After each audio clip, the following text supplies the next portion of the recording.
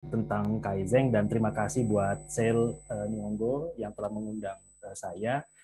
Dan semoga pertemuan kali ini benar-benar bisa menginspirasi ya. Kita hari ini santai aja ya teman-teman ya. Kita ngobrol curhat-curhatan ya gitu. Jadi saya akan langsung mulai tentang interpersonal skill through Kaizen ya. Jadi kita akan banyak cerita hari ini, sharing pengalaman ya. Saya pengen teman-teman semua yang hadir dari seluruh Indonesia, selamat bergabung ya teman-teman dari beberapa kampus, mungkin dari Unsur ada ya. Terima kasih yang telah hadir dan dari kampus-kampus lainnya. Hari ini sesuatu ataupun hari yang sangat spesial ya, karena kita akan juga menjelang kemerdekaan Republik Indonesia juga, dan kita akan belajar juga tentang interpersonal skill, dan ini menurut saya sesuatu yang penting kita miliki ke depan gitu ya. Oke, ini sedikit CV saya. Jadi S1 dan S2 saya di HUGM. Saya mulai hijrah ke Jepang itu ketika menyelesaikan doktoral di Nagoya University ya, di Aichi. Kemudian aktivitas sebagai dosen. Kemudian 2014 saya menjadi advisor ANC Japan, semacam forum bisnis gitu ya, bisnis forum and consultant di Nagoya Aichi. Kemudian 2018 kita membuat PT Kebun Teknologi atau disingkat dengan Kebun Teh, ya, dan lain-lain, dan mulai menulis buah buku juga, mulai rajin gitu ya. Ada juga foto di sini MOU ya, MOU tahun 2017. Ini pengalaman saya ketika di Jepang itu berhasil menjembatani MOU antara Kemenko Perekonomian dengan Gubernur Aichi Pak Omura tahun 2017, di mana MOU itu bergerak di bidang SDM, teknologi, kemudian industri ya. Oke, ini CV saya.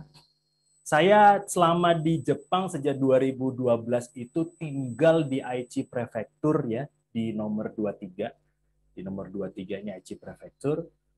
Orang menyebutnya Jepang Tengah gitu ya. Sehingga Aichi Prefecture itu mengidentikan logo mereka itu dengan heart, gitu, dengan hati, karena dia persis di jantungnya Jepang. Jadi perlu teman-teman ketahui bahwa Aichi ini salah satu wilayah industri ya, dan dia kota terbesar nomor 3 ya, setelah Tokyo, Yokohama, kemudian Nagoya. Ya, kotanya namanya Nagoya. 70% industri yang ada di Indonesia itu berasal dari Aichi. Toyota lahirnya dari Aichi, Rinnai, kemudian Suzuki, itu semuanya dari Aichi Prefecture, Yamaha semua dari Aichi Prefecture. Jadi kalau kita lihat secara besar, itu Jepang itu ada 4 pulau besar ya. Yang paling atas itu ada Hokkaido, itu biangnya es musim dingin ya, Sapporo di situ, orang suka main ski di sana. Kemudian Honshu itu yang paling besar, kemudian Shikoku yang ungu, kemudian Kyushu yang paling bawah. Ya, penduduknya sampai 2020 ini ada 126 juta ya. Kemudian let's start to discuss ya, karena kita hari ini akan ngomongin tentang interpersonal skill. Yoroshiku onegaishimasu. Hai, oke, kita akan mulai dari beberapa permasalahan dalam sebuah organisasi ataupun perusahaan ataupun komunitas ya teman-teman semua.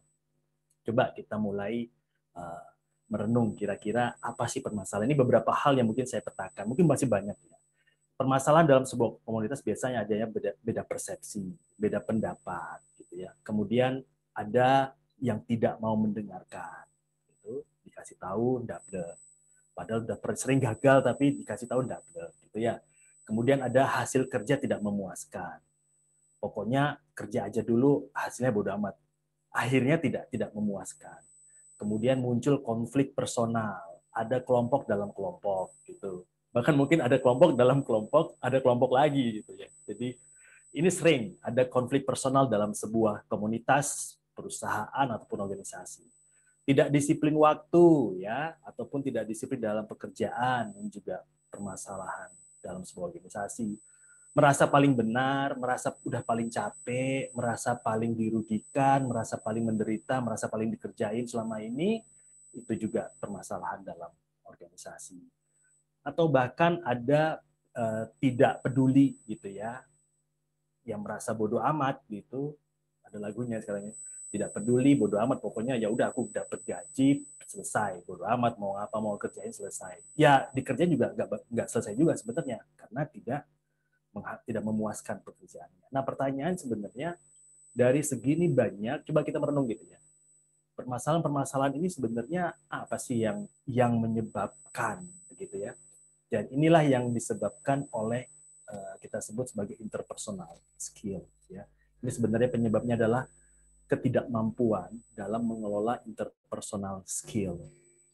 Ada banyak ya, banyak definisi tentang interpersonal skill. Teman-teman bisa banyak sekali. Ada beberapa dari Spitzberg dan Kupak ini tentang interpersonal skill sebagai kemampuan individu untuk berkomunikasi, ada yang bilang interpersonal skill, kemampuan individu untuk mengelola diri secara efektif dalam bekerja sama, kemudian kemampuan untuk membangun hubungan kerjasama, atau kemudian adalah perilaku yang sesuai ketika membangun kerjasama, ada emosional di sana, ada keterbukaan. Jadi ada banyak sebenarnya definisi-definisi tentang interpersonal skill.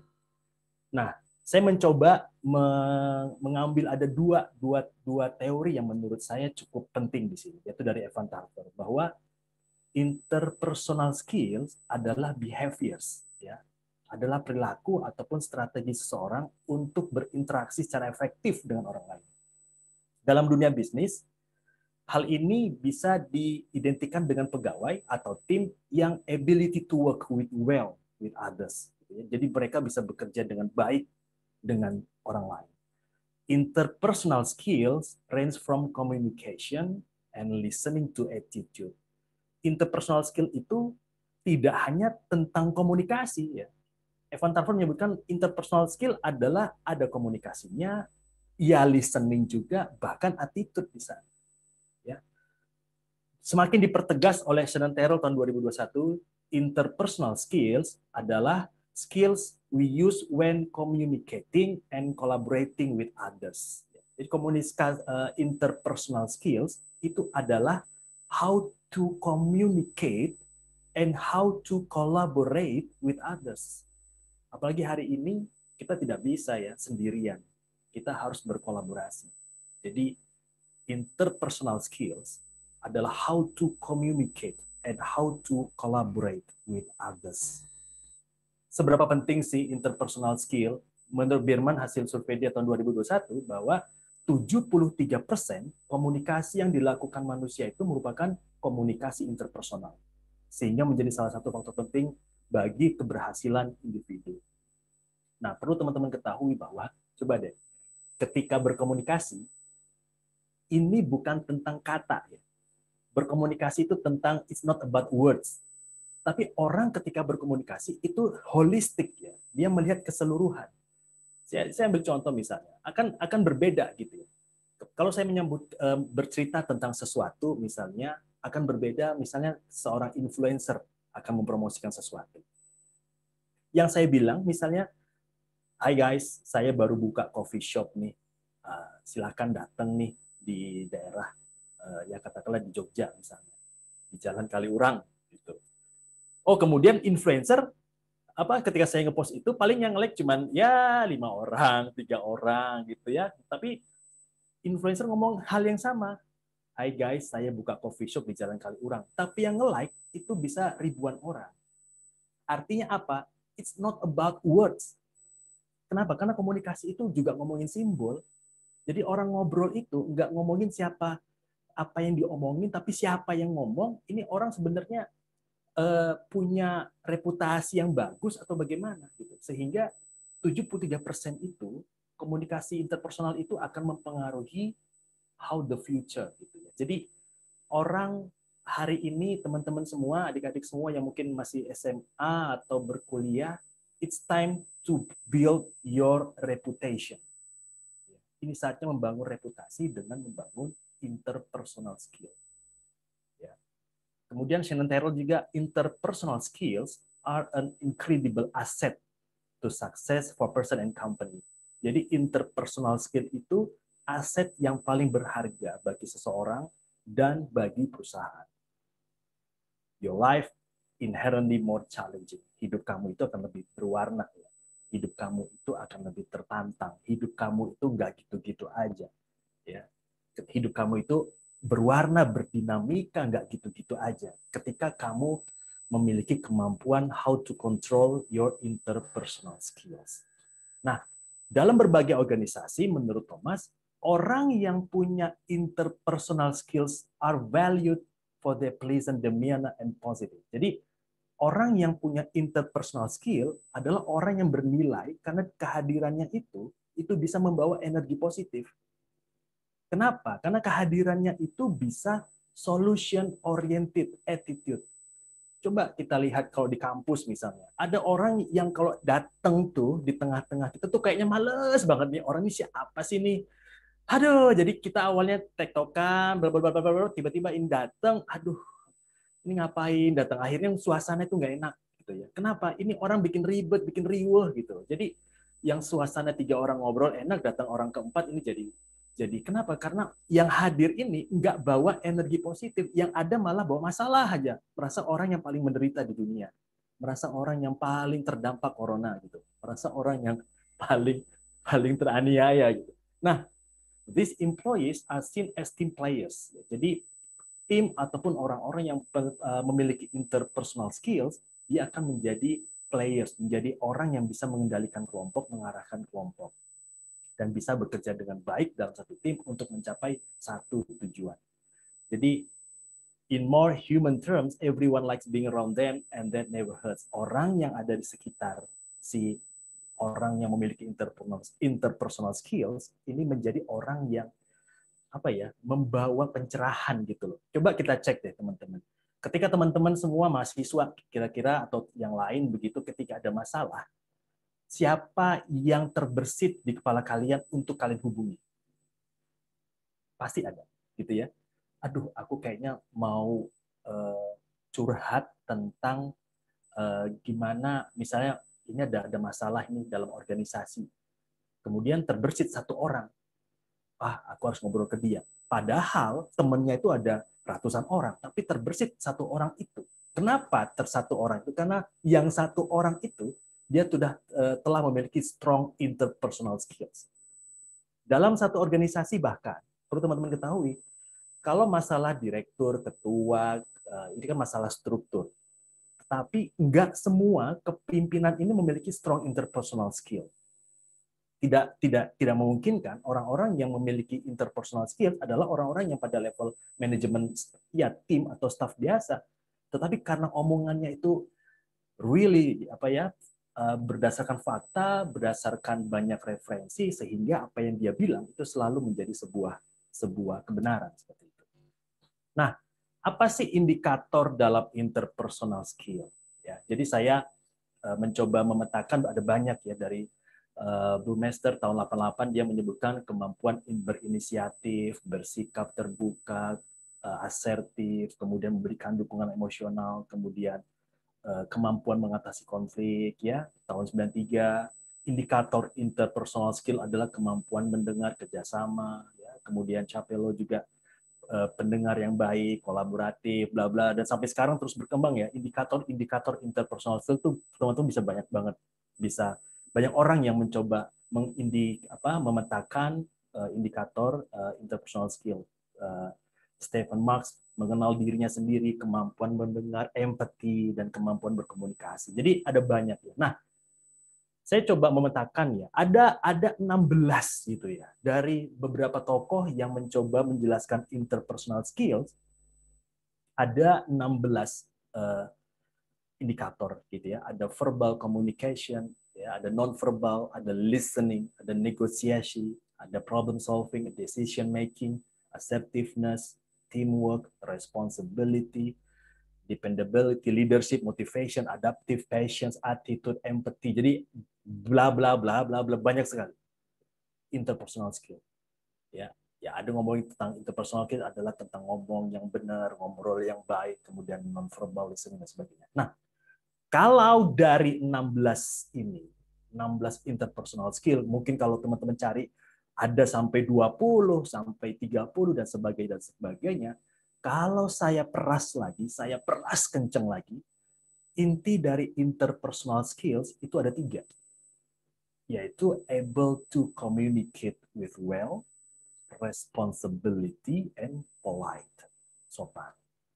Jadi kalau dari 16 tadi kita peras, dari 20 tadi kita peras interpersonal skill itu ada 3 sebenarnya yang mau disampaikan dalam skill apa sih yang harus kita ataupun teman-teman miliki, yaitu able to communicate, responsibility, dan polite atau sopan. Nah, how to improve interpersonal skill?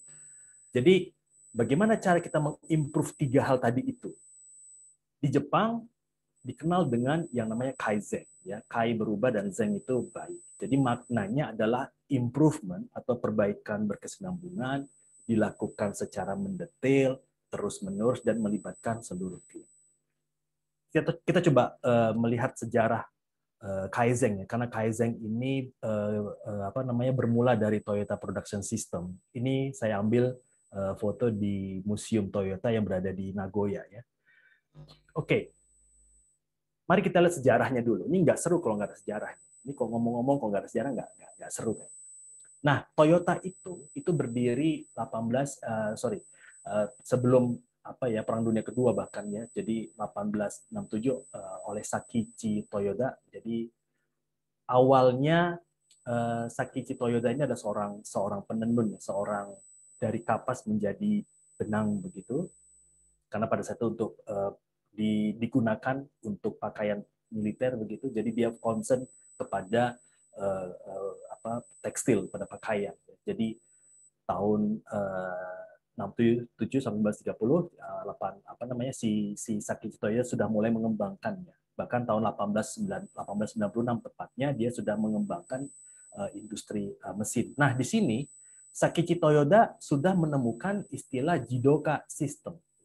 Jidoka System. Jadi Jidoka System ini adalah teknologi di mana mesin tenun itu berhenti ketika benang putus. Dan hari ini kalau teman-teman ada kesempatan melihat bagaimana proses pembuatan mobil di Toyota, itu mesin akan berhenti ketika ada satu orang atau satu unit yang belum selesai memasang kabelnya misalnya. Jadi itu secara otomatis akan berhenti line-nya. Jadi mesinnya itu pergerakannya akan berhenti.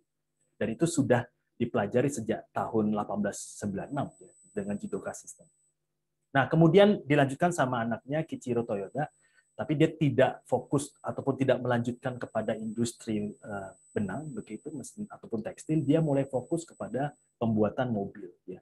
Jadi sempat belajar ke Amerika 1933, kemudian dia melihat, tapi tetap belum berhasil, ya, belum berhasil secara maksimal, malah merugi. Nah, menariknya teman-teman, ini ada kisah menarik di era Sakichi Toyoda, bahkan Kichiro Toyoda dan Eiji Toyoda. Ini orang-orang yang cukup krusial. Jadi saya dapat cerita dari orang Toyota di Jepang sana bahwa betapa interpersonal skill dari seorang pimpinan, seorang Kichiro Toyoda ataupun Eiji Toyoda itu kepada karyawannya. Pada saat itu memang mobil Toyota belum bisa menggaji karyawannya selayaknya. Tapi kemudian, ya nggak apa-apa, gitu. Karyawannya itu malah nggak apa-apa. Kami punya keyakinan Toyota ini satu saat akan menjadi perusahaan besar, sehingga di tahun-tahun tahun-tahun krusial, ya, masing-masing era-era Perang Dunia Kedua begitu, tahun-tahun krusial mereka sambil kerja di Toyota, sambil beternak ayam, sambil bercocok tanam, sambil berdagang, yaitu untuk menutupi kekurangan gaji. Tapi nggak apa-apa, nggak ada yang keluar. Itu menariknya. Kenapa? Karena Kichiro Toyoda, kemudian Eiji Toyoda meyakinkan bahwa kami memastikan bahwa one day Toyota akan menjadi perusahaan raksasa. So, yoroshiku onegaishimasu. Tolong kerjasamanya. Nah, setelah Kichiro Toyoda kemudian dilanjutkan oleh Eiji Toyoda. Di sini sudah lebih modern, ya. Jadi Eiji Toyoda ini sudah bisnis fokusnya sudah jelas, ya, pembuatan mobil. Nah, Eiji Toyoda ini fokus pada penyempurnaan cara Toyota sistemnya, ya. Bagaimana supaya mobil itu cepat dibuat. Nah, Eiji Toyoda itu kemudian mengajak gabung Taichi Ono, ya, yang bergabung sebenarnya dia sudah gabung, ya, ketika di perusahaan tenun, tapi belum diajak untuk fokus kepada pembuatan mobil. Nah, Taiichi Ohno ini adalah orang atau disebut sebagai Bapak Kaizen. Ya, Bapak Kaizen. Jadi menjelang Perang Dunia Kedua, hasil perhitungan ternyata Toyota Motor Company itu merugi. Jauh di bawah industri lain seperti Ford. Pada situ perbandingannya adalah 9 banding 1. Artinya produktivitas satu orang pekerja Amerika itu sama dengan 9 orang pekerja. Nah, Taiichi Ohno kemudian di era Eiji Toyoda itu disuruh, kamu belajar deh, coba ke Amerika deh. Kamu belajar, kamu observasi. Kalau dulu kan pernah dilakukan, tapi kayaknya nggak menemukan sesuatu yang menarik, yang bagus gitu. Akhirnya Ohno Taiichi berangkat tahun 56, dia berkunjung ke Amerika, dia belajar dan dia menemukan satu hal yang sangat unik, yaitu di minimarket di Jepang, di Amerika, sorry. Dia menemukan sesuatu yang unik di supermarket.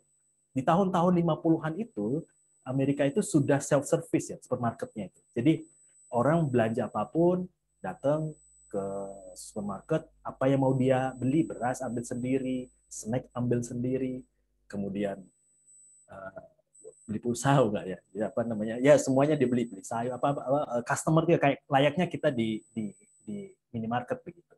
Nah, justru dia menemukan hal yang unik itu ketika dia ke supermarket. Kok bisa ya? Ya, dia mikirkan mungkin pada satu di Jepang kayak kita di tahun dulu gitu. Wah, beli gitu ya. Beli apa? Beras, aduh habis. Aduh kan kesel gitu ya. Jadi orang datang itu udah terlihat barangnya, ngambil sendiri dan dia melihat menghadirkan makanan, sembako itu ke rak-rak di supermarket. Ini kan prosesnya panjang. Menghadirkan beras itu ke supermarket kan proses panjang. Dari bagaimana cara dari lahan pertanian, kemudian dikemas, dibawa ke gudang, kemudian ditransportasikan, dikirim ke satu wilayah dibawa lagi ke gudangnya supermarket, baru sampai ke meja atau raknya supermarket. Ini prosesnya panjang. Dan dia malah tertarik dengan itu. Disinilah dia kemudian mendetailkan dan dia sebut sebagai Kaizen. Ya. Mendetailkan. Jadi tahun 1970 dia mulai merapikan yang namanya Kaizen. Dan Taiichi Ohno ini sempat menjadi Vice President di Eiji Toyoda. Nah,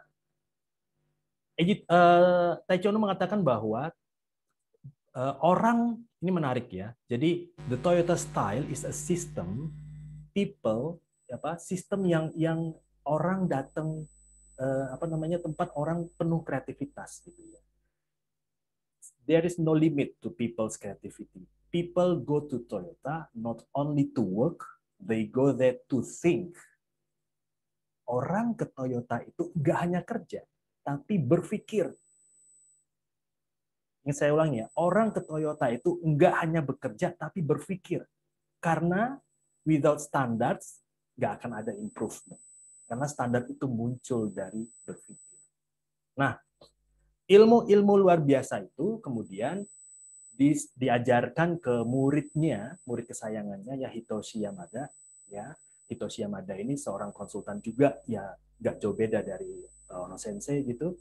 Yamada Sensei ini dia punya konsultan dan bahkan dia sampai sekarang menjadi konsultan Sony, Sony dan Canon, dan dia pernah cerita bahwa Canon, Sanyo, Sony yang kalau kita tahu mereka fokus ke kamera, yang kita tahu ternyata mereka sudah di tangan si Hitoshi Yamada, Canon sudah pindah kepada satelit, gitu ya.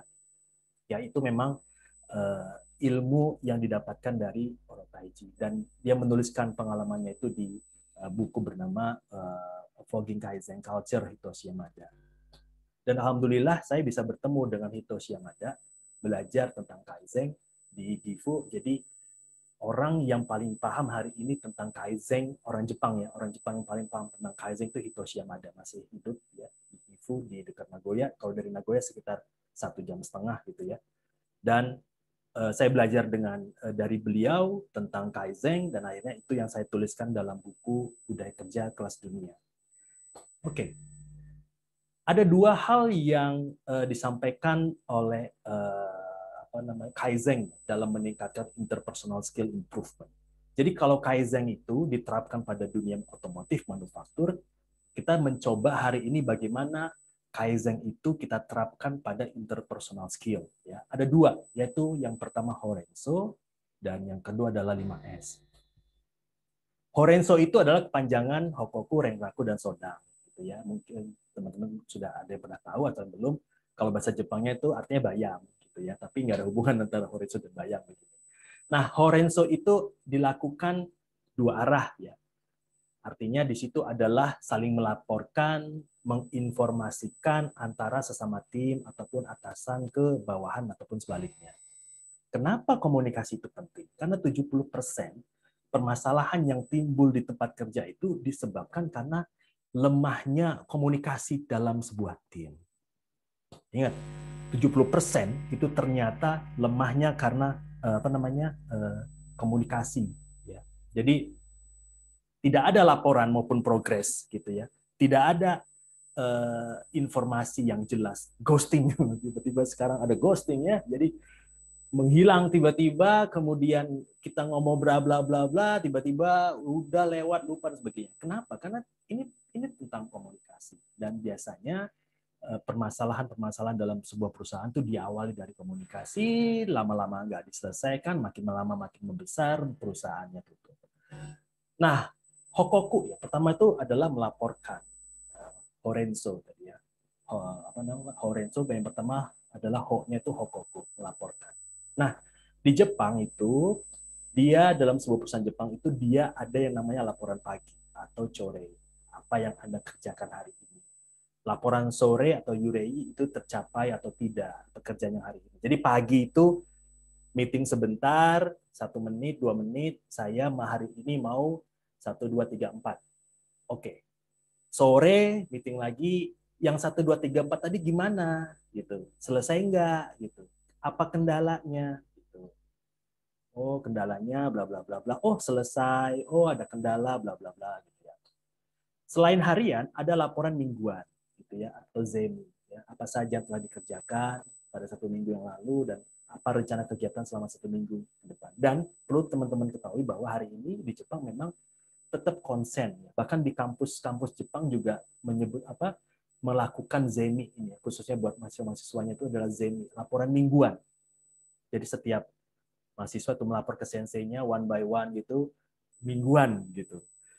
Jadi untuk mengawal progres sebuah pekerjaan. Ya. Nah, apa manfaat dari melaporkan dalam kehidupan sehari-hari? Jadi ngobrol itu kita cerita tentang apa yang kita kerjakan. Ya, jadi kita mau bikin sesuatu nih. Coba kita ingat, ketika kita ngobrol sama teman-teman, muncul ide, kemudian nongkrongnya bubar, ya idenya bubar gitu loh. Kenapa? Karena tidak di setiap tongkrongan, setiap ngobrol itu selalu berubah-ubah. Nah, coba ketika ngobrol, oke. Dalam mengobrol itu adalah isinya melaporkan. Jadi di Jepang itu orang meeting itu adalah melaporkan, report, melaporkan. Bukan memperdebatkan, tapi melaporkan. Saya ngapain hari ini? Saya sudah ngapain hari ini? Jadi teman-teman mahasiswa kalau mau via Zoom ya karena kondisi sekarang juga belum memungkinkan ngobrol di coffee shop dan sebagainya gitu. Tapi kan ruangannya pindah ke media online. Jadi kalau ngobrol itu coba ngobrolnya itu sesuatu yang kita mau ngapain nih gitu. Coba aja kita mau ngapain. Teman-teman cari teman-teman yang mungkin sefrekuensi. Karena ketika kita bisa menemukan orang yang sefrekuensi, itu akan mensupport apa yang menjadi cita-cita kita bersama. Ada orang yang sefrekuensi, pengen pengen berwirausaha, pengen buka sesuatu, pengen menjadi entrepreneur coffee shop, oke, dikumpulin, yuk kita bikin yuk, bla bla bla, oke, coba kita laporkan, yuk kita ngobrol, gimana nih next stepnya.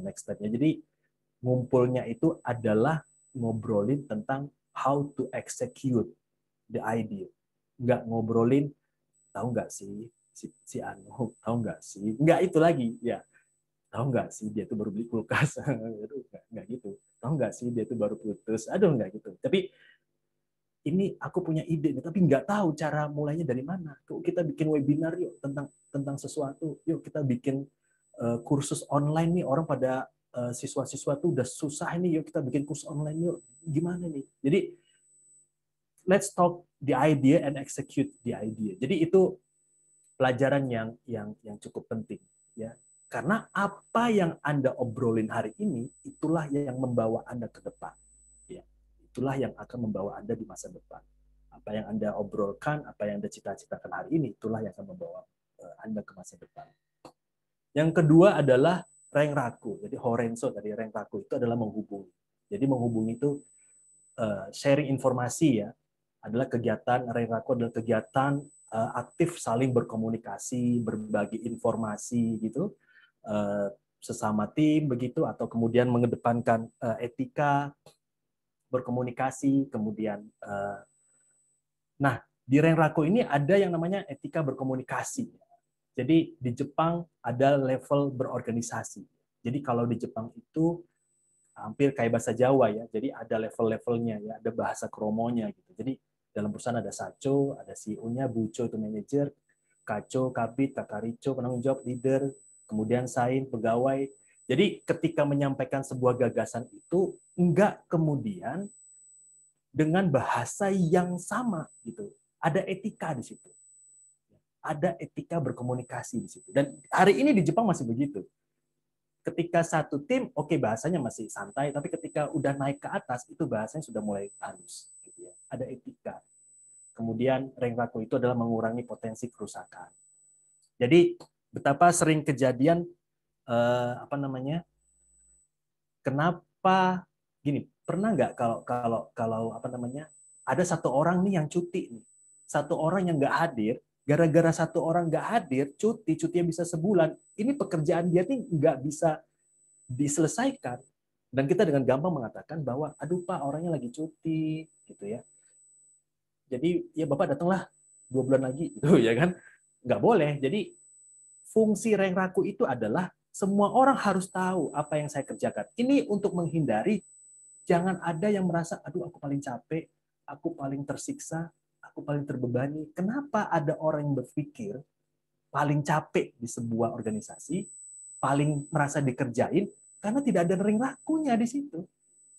Tidak ada Renrakunya, tidak ada yang ngasih tahu, tidak ada yang apa cerita di sana. Jadi menghindari kerusakan itu, gitu ya.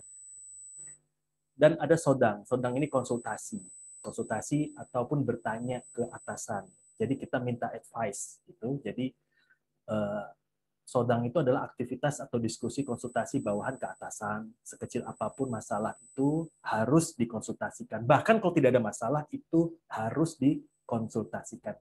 Jangan kalau ada masalah baru ngomong. Nah, ini nggak jadi ribut. Ya. Kemarin kemana aja gitu kan. Nah, sodang ini adalah kita apa namanya minta masukan gitu ya dari pimpinan, dari atasan, ini gimana gitu ya, atau hari ini kondisi atau pekerjaan sudah selesai karena tidak ada masalah, ya nggak apa-apa gitu. Karena sodang itu supaya semua orang itu tahu apa yang kita kerjakan. Jadi manfaat Horenso itu ini bisa banyak.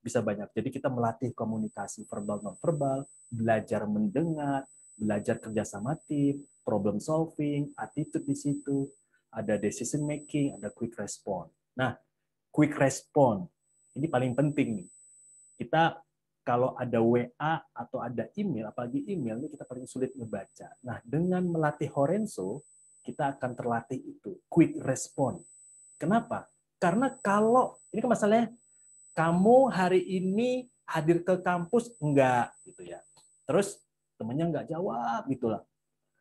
Padahal jawaban iya dan tidak itu berpotensi atau sangat penting buat orang yang ngasih WA ya. Jadi tapi karena yang dipakai kacamatanya adalah alah Pak Cuk gini aja ditanya gitu ya. Jadinya nggak selesai gitu ya. Nggak dibalas. Oke. Kemudian yang ke sini adalah 5S ya. 5S ini adalah seri apa namanya? Yang 5S pertama itu adalah seri. Seri itu adalah langkah awal penyortiran. Ya, penyortiran atau pemilahan barang-barang yang diperlukan. Jadi tadi kita sudah belajar Horenso, yang kedua kita belajar seri. Seri ini adalah penyortiran. Jadi di awal apapun itu kita harus bisa memfilter gitu ya. Interpersonal skill kita harus memfilter informasi mana yang bisa kita terima, informasi mana yang bisa kita sampaikan ke orang lain, informasi mana yang betul-betul benar begitu, dan kita mulai menyortir ya. Segala hal yang terlibat dalam proses pekerjaan, bisnis itu mulai benda, bahan itu harus kita sortir. Kita ambil contoh begini. Kalau kita ke bengkel misalnya, ini contohnya bengkel dulu ya. Kalau kita bengkel, kemudian kita mau ganti ban yang cuma butuh katakanlah ya paling 30 menit. Tapi apa yang terjadi? Si abang-abangnya lupa naruh obeng. Gitu. Obengnya kemana ya? Tiba-tiba di situ obengnya kemana? Nyari obeng lagi. Nah, atau kita kemudian di apa ya pribadi kemudian susah untuk menyortir ini barang mantan, aku pisahin apa enggak, ini barang penting enggak, aduh ini gimana, ini harus disortir. Kalau bisa menyortir barang mantan dan barang tidak, ini harus bisa dimulai seiri itu ya, harus bisa menyortir. Jadi makanya kalau di Jepang itu setiap musim berganti mereka akan mengganti ya, karena rumah Jepang kecil-kecil juga gitu. Jadi kalau musim dinginnya selesai maka dia sortir, dia buang atau dia jual lagi gitu. Ya, karena musim panas maka musim panas. Jadi dia sortir mana barang yang dipakai dan tidak. Sehingga prinsip orang Jepang adalah ketika aku membeli barang, maka di saat itu aku harus membuang barang. Ya. Ketika kita membeli barang, maka di saat itu kita harus membuang barang. Nah, mungkin di antara kita di sini masih ada mungkin yang masih nyimpen baju SMP gitu, baju SD gitu. Ya nggak apa-apa sih mungkin sebagai.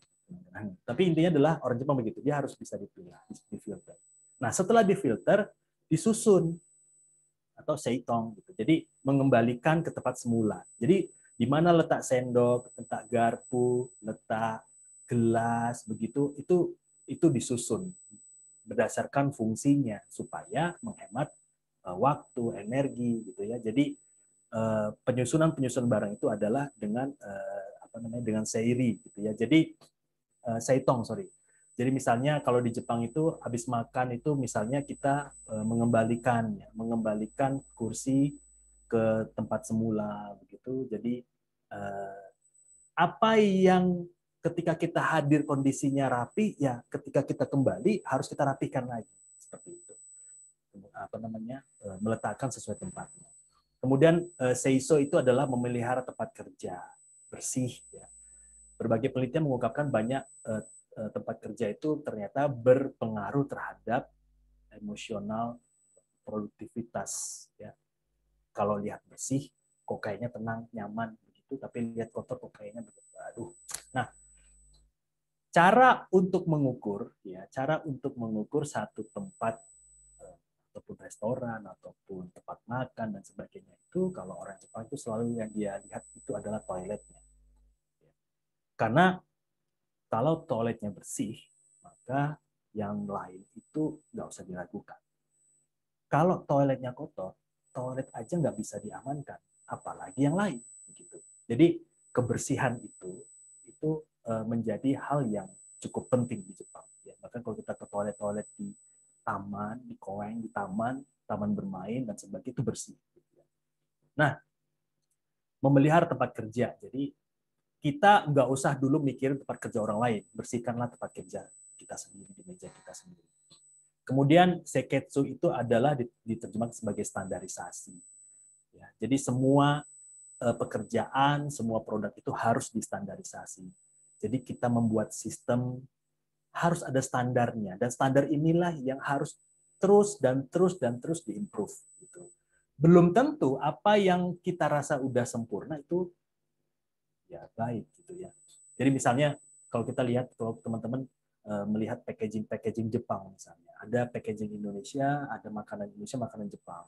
Nah kita merasa packaging kita ini udah paling baik ya karena mungkin nggak ada pembandingnya. Nah, jadi ketika kita menemukan satu packaging, jangan pernah cepat puas, jangan pernah merasa udah paling bagus, jangan pernah merasa udah paling bersih.